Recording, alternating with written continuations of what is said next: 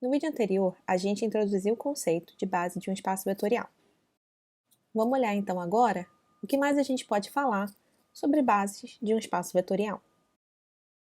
Um conceito importante é justamente que as colunas de toda matriz invertível, n por n, elas formam uma base para o Rn.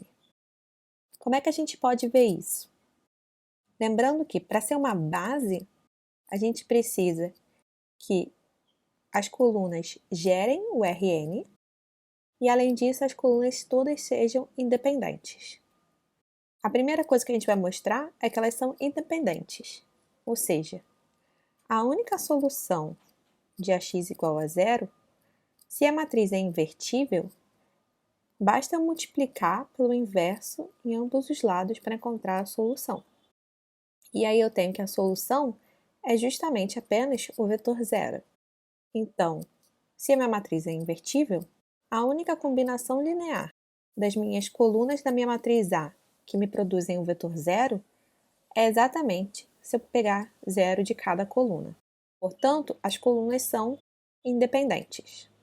Para mostrar que as colunas geram o Rn, a gente precisa mostrar que qualquer vetor do Rn pode ser escrito como uma combinação linear das colunas de A. Falar que o vetor pode ser escrito como uma combinação linear das colunas de A quer dizer justamente que o sistema Ax igual a B possui solução para todo o vetor B no meu espaço que eu estou falando que ele gera. Então, a gente só precisa mostrar que Ax igual a B possui solução para todo B pertencente ao Rn. Se eu estivesse querendo falar que ele gera um outro espaço que não o Rn, bastaria eu mostrar que Ax igual a B possui solução para todo o vetor B no espaço que eu estou falando que eu gero. Como a matriz ela é invertível, o sistema Ax igual a B sempre possui solução, porque eu multiplicando pelo inverso de A em ambos os lados, eu justamente encontro a solução do meu sistema. E a solução é justamente A inverso multiplicado por B. Então, essa solução aqui está me dizendo exatamente qual a combinação linear das colunas de A que me produzem o meu vetor B. Com isso, então, a gente mostrou que as colunas de toda a matriz invertível, elas formam uma base para o Rn.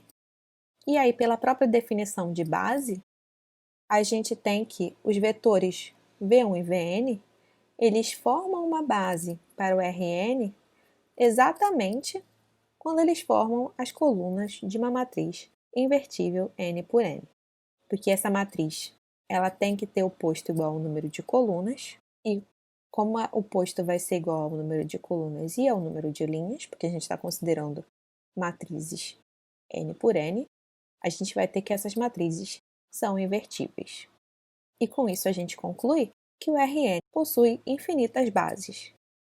Antes da gente estar vendo como a gente pode encontrar uma base para um espaço vetorial gerado por um conjunto de vetores, eu gostaria de lembrar que, quando a gente faz o processo de eliminação, não necessariamente a gente preserva o espaço coluna de uma matriz, mas o espaço linha ele é sempre preservado.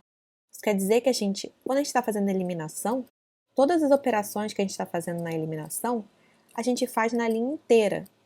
E a gente, em geral, está só subtraindo ou adicionando um múltiplo de uma linha na outra. Então, a gente está só simplesmente lidando com combinações lineares das linhas o tempo inteiro. Mas isso não acontece com as colunas, né? E por que eu estou falando que isso é importante?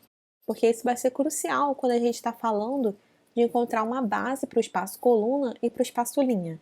Se A é uma matriz M por N, a gente tem que as colunas pivôs da matriz original são colunas independentes. Repara que quando a gente fez a eliminação, a gente sabe que exatamente as colunas com pivôs não são combinações lineares das colunas antigas. Então, elas são exatamente as colunas que são independentes. E com isso, a gente sabe que elas formam uma base para o espaço coluna de A. Lembrando que o espaço coluna de A é formado por todas as combinações lineares das colunas de A, e para eu ter uma base, eu apenas preciso ter o conjunto das colunas de A's que são independentes. E aí, com isso, tem a definição de uma base, né? São vetores independentes e que geram um espaço. E aí, como na eliminação o espaço coluna não é preservado, a gente vai estar olhando aqui um exemplo daqui a pouco, a gente tem que as colunas pivôs da matriz original, que formam as colunas independentes, e não as colunas pivôs da matriz que a gente obteve no final da eliminação. Mas como a eliminação preserva o espaço linha, a gente tem que as linhas com pivôs, elas formam uma base para o espaço linha de A, assim como as linhas que a gente obtém na forma escalonada ou na forma escalonada reduzida por linha. Por que são as linhas com pivôs? Repara que sempre que uma linha é uma combinação linear das outras, a gente tem que essa linha vai virar uma linha de zeros na eliminação. Então, todas as linhas com pivôs, elas são justamente as linhas que são independentes. Então, a gente tem que elas formam uma base para o espaço linha de A. E aí, como a eliminação preserva o espaço linha, ou seja, sempre que a gente faz uma operação, a gente faz na linha inteira, e a gente simplesmente, as operações que a gente faz são apenas somar uma linha na outra, multiplicar uma linha pela outra, a gente está preservando o espaço linha dela, porque a gente só está considerando combinações lineares de linhas quando a gente faz essas operações. Então, a gente está dentro do mesmo espaço sempre. E então, para a gente achar uma base para o espaço linha, a gente então simplesmente consegue, tanto olhando para as linhas com pivôs na matriz original, tanto com as linhas do pivôs na forma escalonada reduzida por linha, ou na forma escalonada apenas. A gente basta olhar as linhas com pivôs. Então, vamos olhar aqui um exemplo? Bom, se a gente considerar essa matriz aqui, a forma escalonada reduzida por linha dessa matriz é essa daqui. Ambas essas matrizes aqui possuem espaço coluna e espaço linhas iguais. Porque aí repara que, quais são os pivôs? São essas duas colunas, então são essas duas colunas. E aí, com isso, a gente tem que, se a gente olhar para o espaço coluna, esse vetor e esse, que são as colunas com pivôs, elas formam uma base para o espaço coluna. Mas repara que esses dois vetores geram um R2. Então, o espaço coluna dessa matriz é o R2 e, portanto, se a gente considerasse esses dois vetores aqui, eles também formam uma base do espaço coluna. Então, em particular, não necessariamente a única base do espaço coluna vai ser as colunas que a gente está olhando, que são os pivôs. Lembrando que um espaço vetorial pode ter diversas bases. E, por acaso, são esses vetores aqui.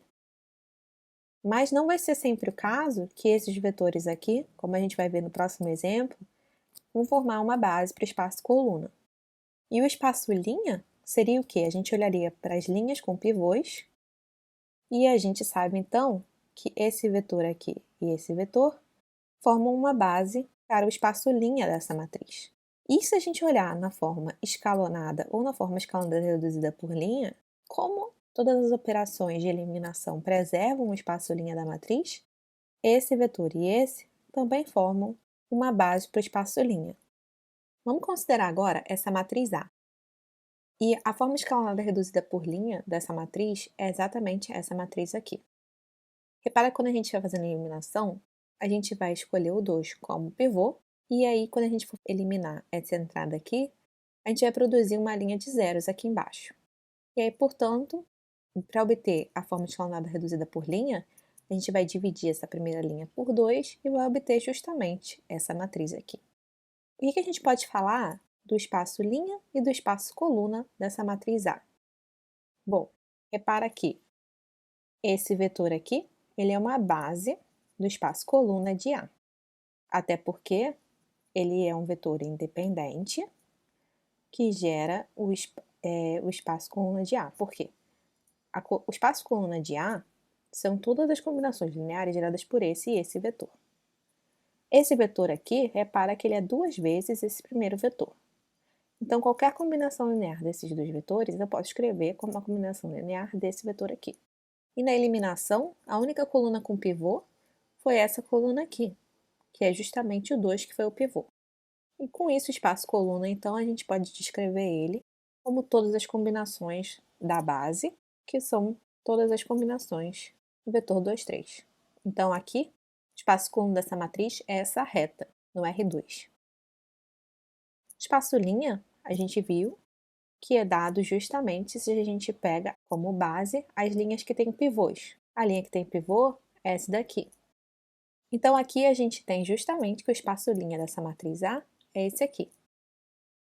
Na matriz escalonada reduzida por linha, o pivô é justamente essa entrada.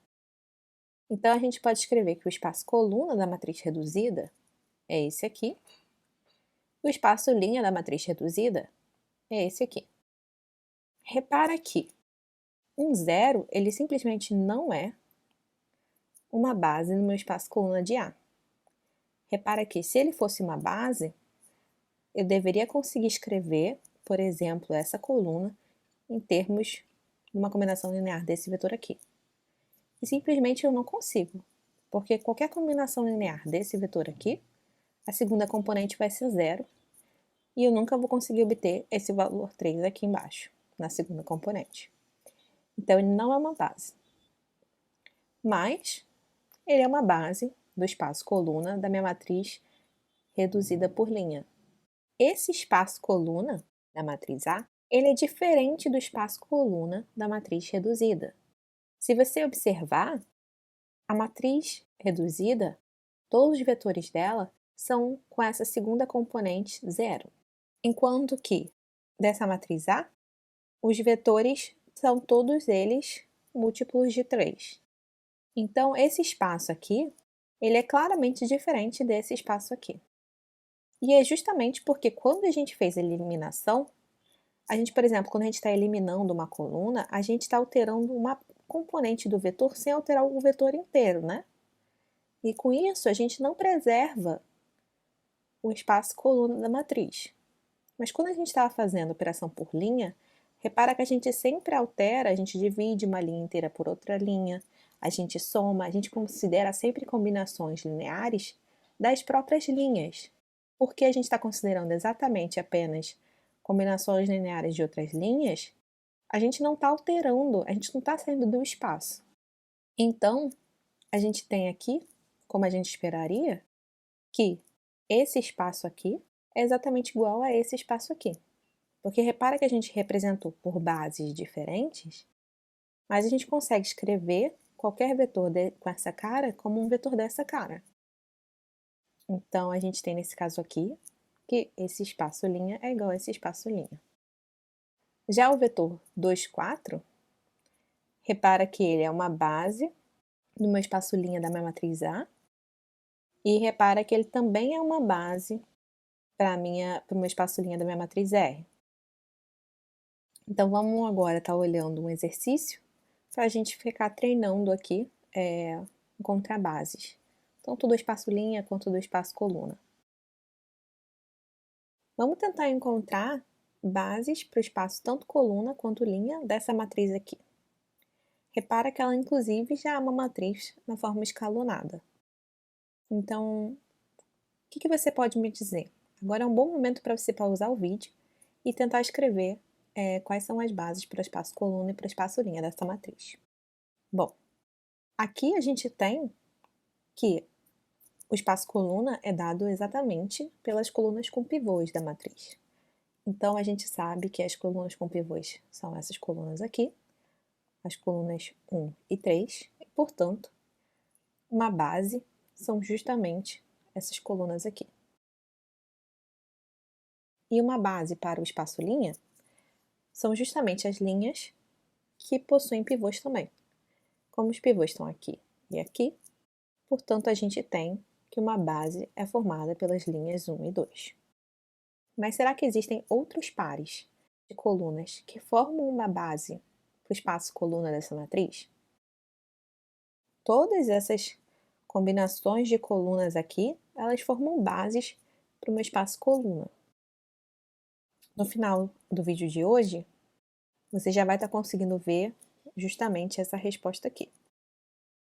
Para eu obter essa resposta, basicamente eu preciso checar quais pares de colunas formam pares de vetores independentes. Repara que a coluna 1 com a coluna 2, elas não formam vetores independentes, justamente porque esse vetor aqui é 2 vezes esse primeiro vetor aqui. Então, se eu simplesmente considerar 2 vezes esse vetor menos esse vetor, eu consigo obter o vetor zero.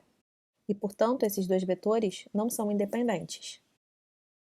Mas agora, se eu considerar esse vetor e esse vetor, você pode observar que se eu olhar para o posto dessa matriz aqui, vai ter posto 2. E, portanto, esses vetores são independentes. No geral, a gente vai precisar saber a dimensão do meu espaço coluna. Eu vou precisar do número de vetores independentes exatamente da dimensão do meu espaço coluna. A gente ainda não sabe o que é dimensão, a gente vai estar vendo no final do vídeo. Então, se eu te dou um espaço gerado por um conjunto de vetores, como é que a gente encontra uma base para o espaço que esses vetores geram? Bom, existe mais de uma forma. A primeira forma é a gente simplesmente transformar os vetores em vetores linhas de uma matriz A, fazer a eliminação, e aí com isso a gente vai encontrar todas as linhas com pivôs da matriz original, ou da matriz escalonada, ou da matriz escalonada reduzida por linha, eles formam uma base do meu espaço, linha, e portanto uma base daqueles vetores. Então essa é uma forma da gente simplesmente encontrar, ou seja, faz a eliminação, todas as linhas que viraram zero, a gente ignora, todas as linhas que não viraram zero durante a eliminação, elas formam uma base do espaço vetorial gerado por aqueles vetores. Uma outra forma é a gente transformar os vetores em colunas da minha matriz A, fazer a eliminação e encontrar as colunas pivôs. Uma vez que a gente sabe quais são as colunas pivôs, as colunas com pivôs da minha matriz A, e isso é muito importante porque o espaço coluna ele é alterado durante a eliminação. Então a gente vai olhar para as colunas pivôs da matriz A e não da forma escalonada, ou escalonada reduzida por linha. E aí esses vetores, eles formam uma base do espaço coluna. E, portanto, eles formam um vetor do espaço gerado por aqueles vetores. Agora que a gente já sabe encontrar uma base para um espaço vetorial gerado por um conjunto de vetores, uma pergunta natural é se é possível que uma base para um mesmo espaço vetorial possua uma quantidade diferente de vetores. A nossa intuição diz que não, né? Que, na verdade, quando a gente está escalonando a matriz, o número de pivôs sempre vai ser o mesmo. Portanto, o número de vetores da minha base seria meio que único. E, na verdade, a nossa intuição está certa. Se eu tenho uma base para um espaço vetorial formada pelos vetores de V1 até Vm, e eu tenho uma outra base para esse mesmo espaço vetorial formado pelos vetores W1 até Wn, a gente tem que M vai ser igual a N. Ou seja, a quantidade de vetores na base vai ser sempre a mesma. Como é que a gente prova isso? Bom, geralmente, se a gente quiser mostrar que uma quantidade é igual a outra, em geral o que a gente faz é que a gente mostra que M é menor ou igual a N e que M é maior ou igual a N. E com isso a gente prova a igualdade. Então a gente vai começar supondo que M é menor do que N e vai chegar numa contradição. Ou seja, a gente vai ver que a gente vai chegar em alguma coisa que é um absurdo, e aí, portanto, a gente vai saber concluir que M é maior ou igual a N. Então, a gente tem bases V1 até Vm e W1 igual a Wn para o mesmo espaço vetorial. Como V1 até Vm é uma base para o meu espaço vetorial, a gente sabe que qualquer vetor do meu espaço vetorial pode ser escrito como uma combinação linear desses vetores aqui da base. Em particular, Wi, ele está no meu espaço vetorial e, portanto, ele pode ser escrito como uma combinação linear dos vetores V1 até Vm. Então, como é que a gente pode expressar essa combinação linear? A gente sabe que W1 é uma combinação linear dos vetores V1 até Vm. E a combinação linear, o coeficiente dessa combinação linear, são essas entradas aqui. Repara que isso aqui é como o sistema que a gente está acostumado a escrever, ax igual a b, só que aqui é como se a gente estivesse escrevendo b igual a ax. Então, ele só está meio invertido, mas o que eu estou escrevendo aqui é esse vetor aqui pode ser escrito como uma combinação linear dessas colunas, e a combinação é dada por esses coeficientes. E aí eu posso fazer isso com W1, eu posso fazer isso com W2, escrever aqui do lado, e escrever simplesmente A1, 2 até a M2. Né? E aí eu vou ter o meu W2 aqui do lado. E eu posso fazer isso direto até Wn. Então, aqui eu só estou escrevendo cada vetor dessa minha outra base com uma combinação linear dos vetores dessa base aqui. Repara aqui, essa matriz aqui vezes esse vetor aqui, me dá esse vetor aqui. Essa matriz vezes esse vetor aqui, me dá o segundo vetor. Essa matriz vezes esse vetor vai me dar esse último vetor, coluna. Então, a gente simplesmente expressou cada um desses vetores com uma combinação linear desses vetores aqui. Para ajudar a gente a nos referir a cada uma dessas matrizes, vamos chamar essa matriz aqui de W, essa matriz aqui de V e essa matriz de A. E repara que a matriz A é uma matriz M por N. Por quê? Cada coluna dessa corresponde a um vetor daqui, e a gente tem N vetores colunas, né? E, em termos de linhas, a gente está considerando combinações lineares desses vetores aqui. E a gente tem M vetores. Então, portanto, a gente tem M linhas aqui. Então, essa matriz A é justamente uma matriz M por N. E agora que a gente vai usar o fato de que M é menor do que N. Repara que a nossa matriz A é uma matriz M por N. Então, o que a gente sabe dessa matriz? O posto dela é menor ou igual a o mínimo entre M e N. Como M é menor do que N, a gente sabe que o posto dela é, no máximo, o menor dos dois valores é no máximo M. E como N é maior, significa que o posto dela é menor do que o número de colunas. E, portanto, a gente tem uma coluna livre. Como a gente tem uma coluna livre, isso significa que o espaço nulo dela tem mais vetores do que o meu vetor zero. E, portanto, a gente encontra um vetor não nulo, x, pertencente ao meu espaço nulo, de forma que A vezes x me dá zero. Então, o que a gente tem aqui? A gente tem que AX é igual a zero. Repara que se eu multiplicar agora por V, qualquer matriz V multiplicada pelo vetor zero vai me dar zero também. Então, se eu peguei simplesmente uma matriz e multipliquei por um vetor coluna de zeros, eu obtive um vetor coluna de zeros. E aí, o que a gente tem aqui? Olha para essa matriz aqui. V vezes A é justamente essa multiplicação aqui, né? Dessa matriz com essa. Isso é justamente igual a W. Então, a gente sabe que, como essa parte aqui é igual a W, a gente tem que Wx é igual a zero. Então, o que a gente acabou de perceber?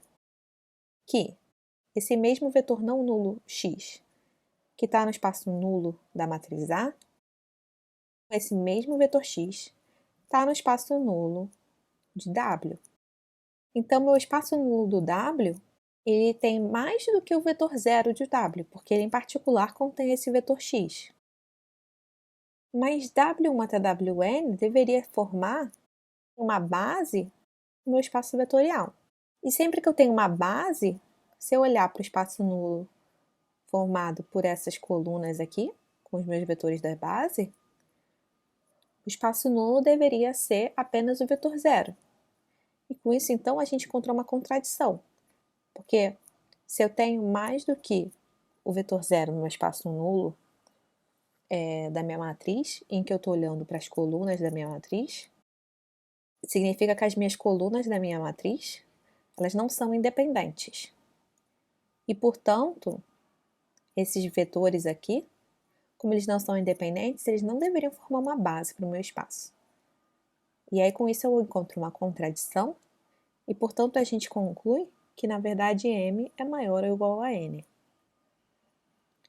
E aí, fazendo esse argumento da mesma forma, só que trocando, supondo então que M é maior do que N e escrevendo, na verdade, cada VI como uma combinação linear dos Ws, a gente vai concluir justamente que M não tem como ser maior do que N e, portanto, a gente vai concluir então no final que M é igual a N. E com isso a gente conclui então que todas as bases para um espaço vetorial, elas possuem o mesmo número de vetores. E por que foi importante a gente ver então que o número de vetores em qualquer base de um espaço vetorial sempre é o mesmo? Isso foi importante justamente para a gente definir o conceito de dimensão.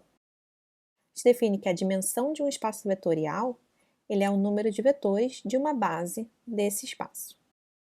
Então, vamos considerar aqui o espaço coluna dessa matriz aqui. As colunas 1, 2, 3 e 4, elas geram o espaço coluna? Pela própria definição do espaço coluna, a gente sabe que as colunas geram o espaço coluna. Mas agora, as colunas 1, 2, 3 e 4, elas formam uma base para esse espaço coluna? A gente sabe aqui que não. Se elas formassem uma base, esse conjunto de vetores deveria ser independente. Só que, repara que se eu pegar uma vez essa coluna, 0 vezes essa, 0 vezes essa e menos uma vez essa coluna, eu obtenho o vetor 0. Portanto, elas não são independentes. E, portanto, elas não formam uma base para o espaço coluna. E agora a gente acabou de responder se elas são independentes e a resposta é que não.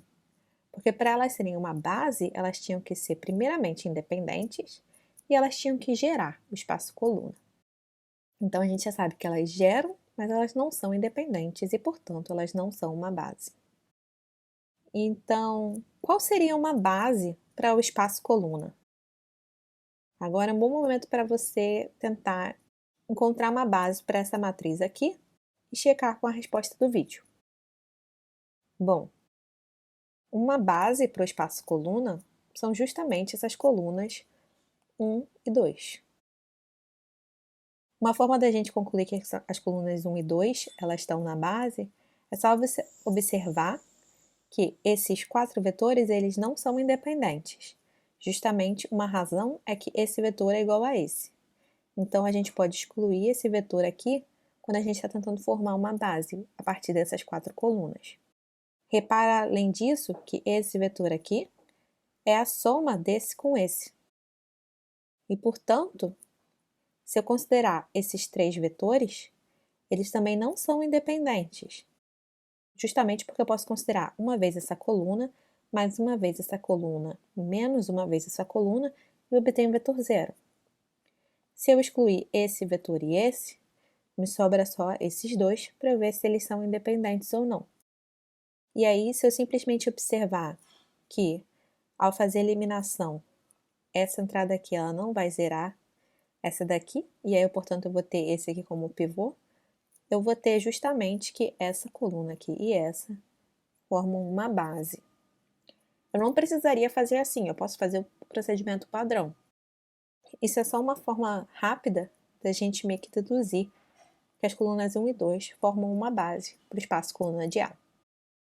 No geral, a gente sabe que o posto da matriz A é igual ao número de colunas pivôs. Nesse caso, é igual a 2, o posto dessa matriz. Então, a gente sabe que tanto no espaço linha quanto no espaço coluna da matriz, a gente tem 2 vetores na base. Em particular, então, o número de pivôs também te dá a dimensão do espaço coluna e do espaço linha da matriz A. Quais seriam outras bases para o espaço coluna de A? Bom, a gente já sabe a dimensão do espaço coluna de A. E se eu pegar dois vetores independentes aqui, então, será que eles sempre são uma base para o espaço coluna de A? Bom, ser independente já é um requisito para ser uma base. A gente sabe que se a dimensão é igual a 2, a gente sabe que a gente precisa de dois vetores independentes. Se eu pego dois vetores aqui, por exemplo, esses dois, e esses vetores simplesmente são independentes e eles não geram o meu espaço coluna da matriz A, repara que eu ia precisar de um outro vetor, de um terceiro vetor, para gerar o meu espaço coluna, dado que o meu espaço coluna é uma combinação linear de todos esses vetores aqui. Mas aí, se eu precisasse de, digamos, três vetores para gerar o meu espaço coluna, eu considerar esses três vetores seriam uma base.